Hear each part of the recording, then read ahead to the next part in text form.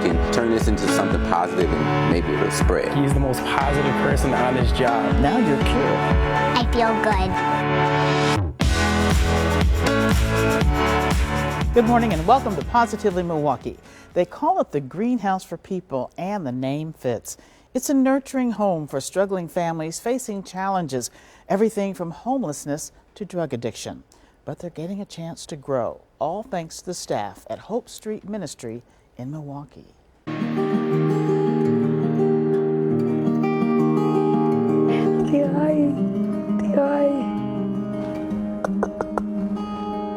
Oh, that put him to sleep. The sweet, angelic face of Caden Rishi. He's a little over a month old. Caden and his mom Molly are one of 45 people now living at Hope Street Ministry in Milwaukee. I think this place is helping me find myself more than anything, and they hold me accountable for decisions.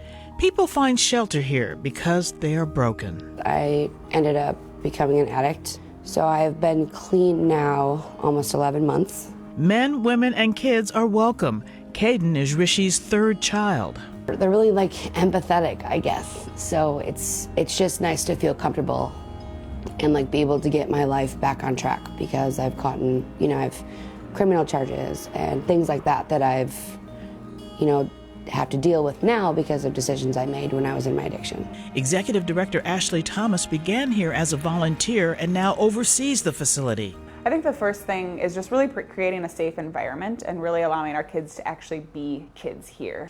Thomas experienced homelessness as a teen and understands the challenges many face. There's a lot of brokenness in our city. There's a lot of things that I wish could be different today, right? I want people to be able to experience the life that everyone should experience, and it's just not the reality. It's an awareness that gets her emotional, but she reminds me that kindness is very much alive in Milwaukee. I think it just makes me sad, but at the same time, hopeful to know that there are people that are doing good things. And I think that's the biggest thing about our city, especially. It's so easy to have a bad narrative about Milwaukee, right? We hear all the things that are going on. And I guess my encouragement would just be for people to see and know there are good things happening, and there are people that really want it to be different, and they're doing their part. And Ashley Thomas is certainly doing her part. Listen to what Molly has to say. How important has Ashley been, Miss Ashley, been to your life? Oh, she's amazing.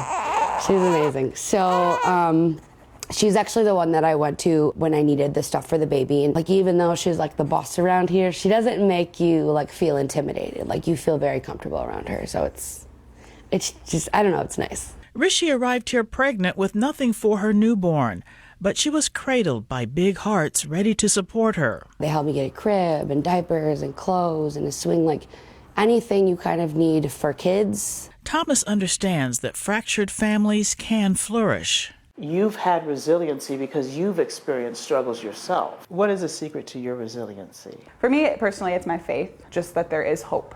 And that hope for me is in Jesus. And that's what I stay rooted in. And that's what gets me up every morning. That's what brings me here. That's what, even when there's hard days here, I just am reminded that there still is a greater hope. I don't think we take enough time to stop and really get to know one another. I think we are so quick to be oh, you're an addict, I can't trust you. Or you're homeless, you're lazy. Thomas exclaims that's a myth, and people like Molly deserve to live in dignity without judgment. Here, they get a chance to be better, to do better, to thrive. Without Hope Street, I might have just made the same mistakes that I chose to make in my past, and I might be back in addiction again. Hope Street Ministry clearly lives up to its motto, a greenhouse for people, cultivating the birth of greater tomorrows. Hi. And little Jaden just grabbed my heart. Now, Thomas admits having so many age groups and personalities living together can be challenging, but she says this job is her life calling and her purpose. It is Black History Month, and we are highlighting Black voices throughout Southeast Wisconsin. A Racine man is trying to make a difference in the city where he grew up. Mary Jo Ola shows us how he's pouring connections through coffee. Sometimes a cup of coffee can make all the difference in your day. At the main project and cafe in Racine, the man behind the counter is leaving his own mark and brewing positivity. We have a sign that says it's a place to unite for all things good. And that was my vision for it. DeAndre Mayfield transformed the formerly abandoned building into a cafe in October of 2020. Now it's a place that welcomes everyone, offering space for people to get together, hold meetings, and sometimes feature local businesses. DeAndre is one of those people that he doesn't meet like a stranger because he's just going to talk to you. And he's going to make you feel welcome in his establishment. You know, it's not a black coffee shop. It's a community coffee shop. You have everyone being here from the county executive to you had Mandela Barnes come through here. DeAndre says it's also a headquarters and a way to fund their many efforts helping others. Anything that we can do, any need that we can see, that we can feel, we're trying to do it. DeAndre stays busy. Some of their outreach includes organizing Thanksgiving dinners for more than 100 families, hosting summer activities for kids, a drive for coats and backpacks, and a group of men to help out in schools. He's community minded. Everything he does is about the community. I told him, I said, man, you make me tired with your vision, really. Pastor Melvin Hargrove is DeAndre's cousin and mentor. Because he's hard-headed and stubborn, you know, he figured, you know, hey, you know, I got to make this thing happen, you know. But, you know, I mean, it's not easy. It's not. DeAndre wants to make a difference for young people and help them stay out of trouble by teaching them skills and offering guidance through community initiatives. He knows firsthand what it's like to go down the wrong path. But I was influenced by music. Back in our days, it was a drug culture, and I indulged in it. And that led me 13 years in total in a federal prison. I came from a great family on both sides, great family, but kids make their decisions. DeAndre says he spent his time in prison reading and writing nearly 24 books. He was focused on reinventing himself. In 2020, Gateway Technical College recognized him as one of the Dr. Martin Luther King Jr. humanitarians for his contributions to society. The work isn't easy, but DeAndre is making a difference. I am. I know I am. It's hard to think it sometimes, but I know I am. Pretty amazing. DeAndre is not slowing down anytime soon. He says he is working on more community projects, including opening a kitchen in the cafe. Good luck. Coming up after the break, join us as we say goodbye to one of our own. Plus, we're going to introduce you to a local athlete who just medaled in a sport you probably tried, but didn't know it could be an international competition. But before we go to a break, don't forget lunch with me every Wednesday at 12:30. I talk to somebody who's doing good in the community, somebody who inspires in their own way. Recently, I talked to Cherie Harris, General Manager of 101.7 The Truth radio station. And as you might know, The Truth works to lift Black voices in Milwaukee. It recently celebrated its one-year anniversary. You can tune in every week on Facebook Live as I chat with wonderful people just like Cherie. Leave your comments and questions. I'd love to hear from you. We'll be back.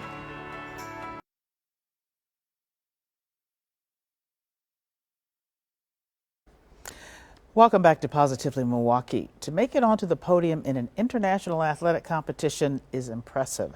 Well, a woman from our area did just that for arm wrestling. Delaney Bry tells us how she built up her strength to win. Angela Matthews is a champion athlete with a training schedule to match. My pull-up bars, I can do my triceps, and I have a ton of grips because in arm wrestling, your forearm, your grip strength, your hand grip is very, very important. Angela just got back from Turkey and the World Arm Wrestling Championships. She says she did not expect to be recognized. It was really, really fun to be people coming up to you at the airport like, hey Angie, and I'm like, I don't know who you are. But Angela says ever since she was a little girl, she's wanted to wear a Team USA jersey for anything. And over the years, she's won a lot of hardware. But like level up world championships to actually get bronze medal, like I had a little freak out moment. I'm just cheesing the whole time. I'm like, yes, get it on, yes. Angela says she's never knew this was the sport that would take her so far because she's tried everything from soccer to tennis to bowling to gymnastics. I did varsity basketball. I got bored with that. Angela says she's always wanted to be involved in unique sports. So, she got a college scholarship to play rugby. She also played arena football for the Green Bay Chill. Angela says she was arm wrestling teammates and male football players just for fun. And I remember seeing a video of this girl arm wrestling. She was yelling and screaming on the table. I'm like, oh my goodness, that's so cool. I'm about to do that. That whim has led Angela to some really exciting places. She's planning to travel to Hungary next year for tournaments. Last year, she went to Romania. Stopped in Switzerland. I ended up in Qatar last year for some apparent reason, missed the flight. And I've been through Iceland. This year we go back to Costa Rica. Like, I'm going places that, a lot of people don't get a chance to go to, and it's fun. It's been quite a ride. I don't know where I would be without sports. I probably wouldn't have made it, far in life without sports. And even when she can't arm wrestle anymore, Angela says she'll still be an athlete. And when I turn like 75, I'm gonna be one of those power walkers, like the ones that have... I believe that. Amazing. Angela told us arm wrestling really is a physical and mental sport. She says opponents will yell across the table to try to get into your head, but Angela says she tries to find a place of mental calm to proclaim victory. Good for her. Black History Month is wrapping up, but it's never too late to share inspiring people. Cassandra McShepard sat down with an expert who tells us how African Americans have shaped the world of fashion. Black Americans have been making contributions to fashion for hundreds of years. The problem is they've not ever gotten credit for it. One of the people I would like to speak with you about is the woman who made sure that everyone got credit for it. Her name is Lois Alexander. She is the first African American to start or found a museum of black fashion. About the same time that she opened the first museum in Harlem, she wrote a book, Blacks in the History of Fashion. She single-handedly decided that these stories were important to tell and that people needed to know their history. She made sure we knew. She left a legacy that arrived at the Smithsonian that made sure that we had somewhere to go to see the work that we've done. Elizabeth Keckley was born a slave. She learned to sew by her mother and her grandmother. She bought her freedom. When she did, she went to Washington, D.C., set up a dress store, and started sewing and making garments for people, and she befriended Mary Todd Lincoln. When she befriended Mary Todd Lincoln, she began to sew for her, but they also became confidants and they became very close. When Abraham Lincoln was killed, the first person Mary asked for was Elizabeth. The other thing she did was she wrote a book. She actually wrote 2 books. So the first book she wrote was How to Sew. So why is that a first? It was the first time anyone had written a book on how to sew. The second thing she did was write a book about her story, which was called Behind the Scenes, 30 Years a Slave and 4 Years in the White House. So imagine this woman had been a laborer and is now the best friend to the First Lady of the United States. So, young people have a lot of people to look up to if they're presented with that material. Wow, we have so many wonderful stories for you during Black History Month. If you'd like to see them, just go to tmj4.com and you can read a lot more. We're going to be right back with more hopeful moments, including a young athlete making Wisconsin history. But first, meet our Positively Milwaukee Pet of the Week.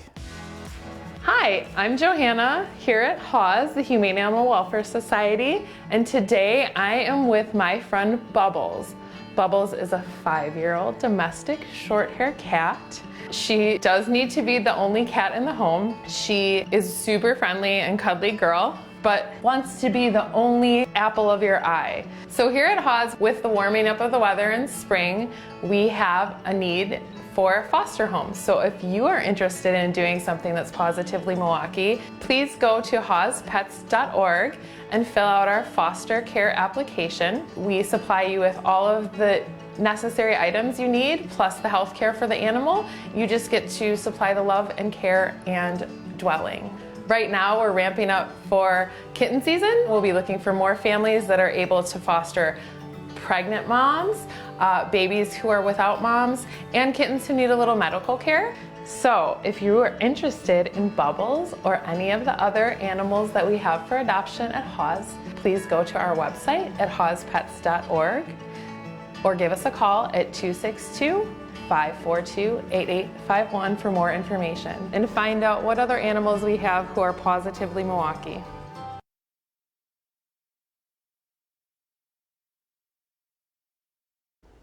Welcome back to Positively Milwaukee. A Mugwanago wrestler is headed to state championships. Sarah McGrew shows us why that state team berth is making history. That shiner, Josie sports proudly. In my finals match, I think I got headbutted and I don't know, I just kept wrestling and walked off the stage and they pointed out and I was like, oh. It's the mark of the first girl to qualify for state in WIAA Division I boys wrestling. It's very exciting. I was very filled with emotions. Like I was expecting it, I was excited, I wanted it, but it was just very surreal. I mean, she represents and just embodies the best of who we are as a program. Josie has been wrestling since kindergarten, inspired by her older brother, who also competed for Mugwanago. Growing up, it was mostly all males. There wasn't a lot of females that did wrestle, me and maybe one other girl. So fighting against the boys is something she's used to, and according to her coach and her record, is something she's pretty good at. Every match when she toes the line, I think a young man is doing a disservice if he takes her lightly. And if he does so, he might get a quick lesson in her high half Nelson. Her fighting spirit is now inspiring countless young girls in her community. It means so much. It makes me want to work harder. It makes me want to strive to be a better wrestler, better person. So they do look up to me because it really feels special to have young girls look up to me. What a role model. Good luck, Josie, in all of your endeavors. Great to see women breaking down barriers and making it easier for others who want to follow in their footsteps. Well, we have been celebrating Vince Vetranos last week with TMJ4. He's going to be starting a new job in radio. Now, this is bittersweet to see him go. We definitely will miss him. But Andrea Albers helps us look back on Vinny's amazing impact. How would you describe Vince Vetrano? Caring, energetic fellow. He's fantastic. Warm, really connected to the people and to the community. I think he's the nicest man in the world. He's got the voice, he's got the passion, and he just brings it all the time. That passion shines when Vince talks about the things he cares about. One is being a longtime advocate and the former board chair for Special Olympics of Wisconsin. And I'm really excited to introduce you to one of our Special Olympics Wisconsin families. This is Tammy Zwicky and her son, Cody. Cody, how old are you?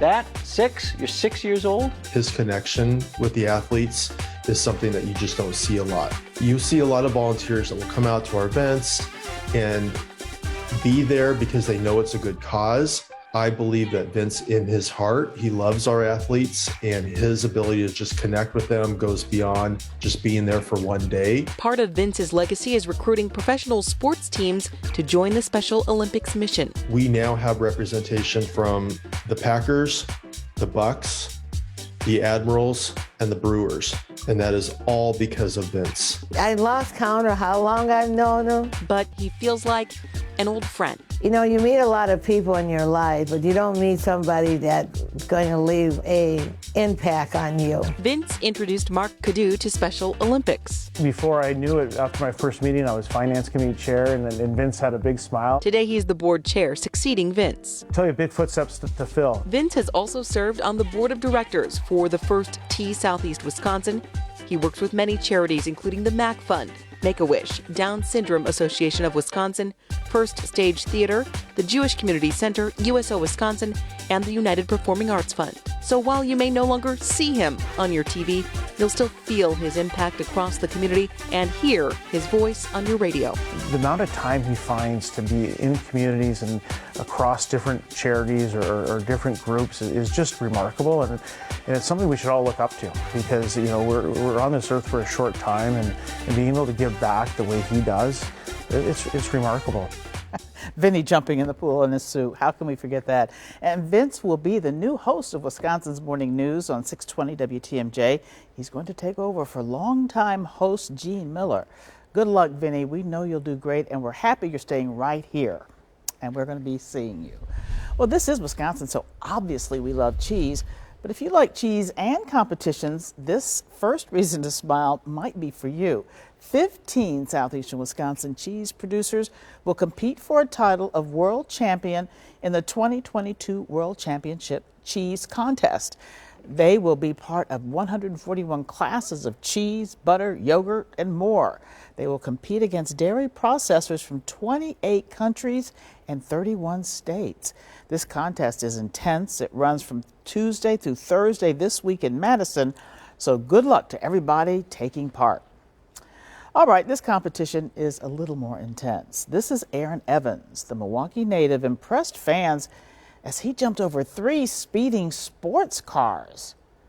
It's unbelievable. It was part of his audition for America's Got Talent. Now, Simon Cowell said it was one of the most sensational performances he had ever seen. But I just wonder, how do you learn to do a trick like that? How do you practice it and practice it safely? Wow. Well, if you're a big fan of fast, fancy cars, Milwaukee has you covered. The Greater Milwaukee International Car and Truck Show is back at the Wisconsin Center this weekend. You can check out the newest vehicles, inspect engines, and see the latest automotive technology. And you don't want to miss those luxury concept cars they always show off. The show will run through March 6th. We have all the information on ticket prices at tmj4.com. And our last reason to smile is a sweet one. Marquette University students paired their engineering skills with their baking talents for a delicious cake war.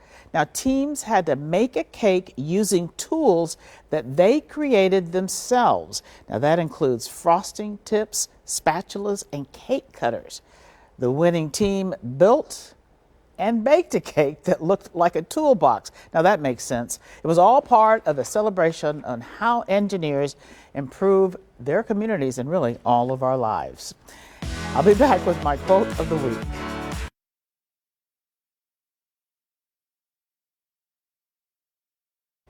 The object of life is not to be on the side of the majority, but to escape finding oneself in the ranks of the insane. Our quote this morning comes from Marcus Aurelius. He was a Roman emperor who ruled during Rome's longest period of peace. Holding power didn't really appeal to Marcus, but he felt leading was his duty.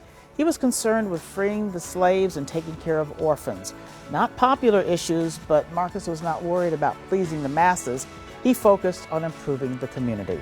I hope you can follow his example and always stay positively Milwaukee.